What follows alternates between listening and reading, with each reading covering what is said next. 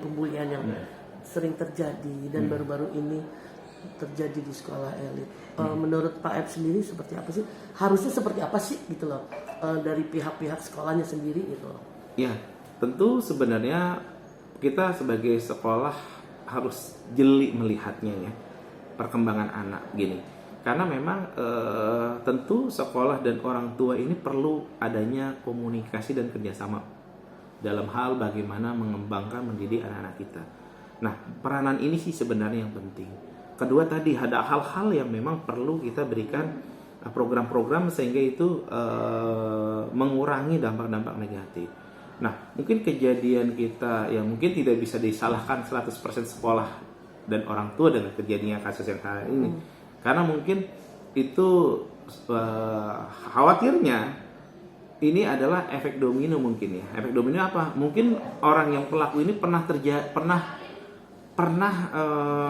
dia merasakan apa kasusnya. Jadi akhirnya ada mata rantai lingkaran setan yang terjadi bahwasanya mungkin sekolah itu tidak menyelesaikan secara tuntas bagaimana kasus pembulian ini. Sehingga itu tidak memberikan efek jera terhadap siswa yang melakukan itu. Mungkin khawatirnya mungkin dengan ada kasus pembulian ini ditutup-tutupi sehingga akhirnya pelaku ini merasa oh aku nggak diapa-apain, lo cuma hanya diminta untuk keluar pindah, tapi tidak diberikan sanksi yang tegas sehingga itu tidak. Nah mungkin yang sebelumnya orang ini ada kena korban, kemudian dia terjadi korban pembulian, berikutnya ketika dia jadi senior maka dia akan menjadi pelaku. Kan apa? Dulu saya pernah seperti ini diperlakukan oleh senior saya. Maka ke depan ketika dia menjadi senior, dia akan melakukan hal yang sama. Nah, itu yang perlu diputus mata rantai bagaimana sekolah dan orang tua supaya juga saling kerjasama. Karena intinya isu komunikasi antara sekolah dan orang tua yang tidak boleh putus seperti itu. Sehingga hal-hal yang sudah mulai mungkin orang tua merasa di rumah kok anak saya udah mulai berubah ya. Gitu. Nah di sekolah juga kok aneh benar. Nah itu perlu ada komunikasi yang langsung cepat supaya apa? Tidak terjadi hal-hal yang kita harapkan seperti itu. Oke Pak, tapi kan dibilang gini, kalau di sekolah swasta itu kan sekolah yang bonafit lah ya, artinya yang menengah ke atas. Kan kadang gue udah bayar nih, layanannya si anak udah merasa gue udah bayar, orang tuanya juga merasa gue udah bayar gitu loh. Terus yang si pihak sekolah pun merasa takut, aduh jangan deh dia nanti anak ini. Jadi kayak seperti ada di anak emas kan untuk anak-anak itu. Bagaimana dengan kalau menurut Pak Art juga dan sebagai kepala sekolah, dan apakah itu diberlakukan juga di tempat ini atau gimana? Oke, jadi kalau kami di SMA Muhammadiyah 3 Jakarta tuh kita semua posisinya, semua anak, semua siswa adalah sama. Semua punya hak sama, semua punya kewajiban yang sama. Jadi apakah nanti ada anak pejabat di sini, ataukah ada anak artis atau anak segala macam, maka tidak ada yang kami anak emaskan. Semua punya kedudukan yang sama dan semua ketika dia melanggar, ya dia kena sanksi. Ketika dia mendapatkan reward, ya dia berprestasi dia akan mendapatkan reward. Jadi semua sama.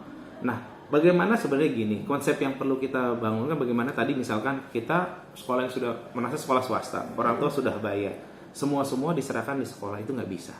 Diibaratkan seperti laundry lah. Jadi kalau orang tua itu memikirkan bahwa kami sudah bayar, ini sudah bayar mahal bahkan, ya kami serahkan ke sekolah, ini semua adalah tanggung jawab sekolah. Nah itu salah. Itu akhirnya tidak terjadi bagaimana komunikasi yang baik sekolah dengan orang tua. Sehingga itu tidak sinkron. Nah apalagi beranggapan gini, seperti yang kita ibaratkan seperti laundry. Artinya apa seperti laundry? Saya datang ke laundry, nih baju kotor, pokoknya sudah saya kasih, saya terima bersih, wangi, sudah beres. Tidak bisa seperti itu. Maka harus apa? Harus ada memang kerjasama antara sekolah dengan orang tua. Kenapa? Kami sekolah itu menjadi orang tua di sekolah, sedangkan ayah bundanya itu menjadi sekolah orang tua di rumahnya, menjadi orang tua kandungnya. Nah ini harus ada kerjasama antara orang tua yang secara kandung dengan orang tua secara sekolah, sehingga itu menjadi satu kesatuan. Sehingga harapan kita, keinginan kita semuanya bisa tercapai gitu. Nah intinya itu sih sebenarnya, komunikasi segala macam yang perlu dibangun dan tidak ada yang emaskan, sehingga nanti akhirnya mungkin kejadian-kejadian mungkin sedikit pernah melakukan pelanggaran sekolah, tapi tidak Itu dia diproses. Mungkin melihat latar belakang orang tua. Nah itu sekolah yang seperti itu salah. Gitu. Oke, Pak, nah, menghadapi generasi Gen Z yang dibilang generasi strawberry, gimana Pak buat Pak Aib sendiri dengan banyak kan ini siswanya di sini gitu loh. Baik, untuk kita di SMA Muhammadiyah berkaitan generasi Gen Z ya, bahwasanya memang generasi strawberry yang labil ya, anak-anaknya labil, lebih ke arah mager, lebih. Nah tentu kita program sekolah lah yang membuat bagaimana anak-anak ini harus mengikuti pembinaan-pembinaan yang ada di sekolah. Nah tentu dengan adanya kegiatan-kegiatan program sekolah, harapan kita juga anak-anak ini ya harus bisa menyesuaikan dengan kondisi dan aturan sekolah. Kemudian pembinaan-pembinaan di sekolah itu yang harapan kita, dan kegiatan anak nanti, apalagi dengan sekolah kita dengan School of Leadership, sekolah yang mempersiapkan calon pemimpin masa depan.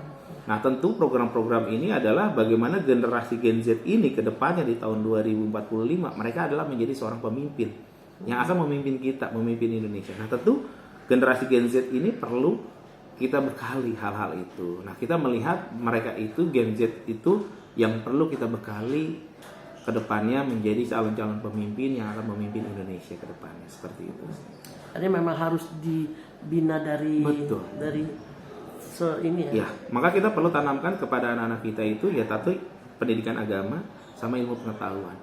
Dua hal ini adalah yang penting. Jadi ketika anak sudah mempunyai ilmu pengetahuan dan agama yang kita tanamkan, insya Allah dia akan menjadi anak-anak yang soleh dan soleh ke depan.